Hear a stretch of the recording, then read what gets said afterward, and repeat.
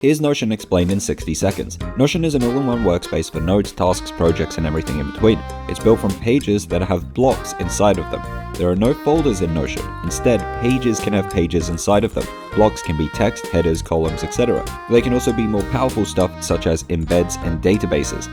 Now, databases aren't just for storing information, but they can also allow you to build complex workflows. They use rows as pages and columns as properties. Some of these properties are insanely powerful, like formulas or buttons that trigger automations.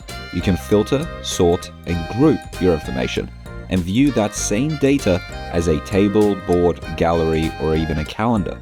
You can then see that same database, but with different filters, sorting, and groups applied on that version of the database. This allows you to build almost anything, with everything being customizable. There are also Notion templates that let you download complete systems in one click. My personal productivity template is called Headquarters, and you can click here to see the full tour.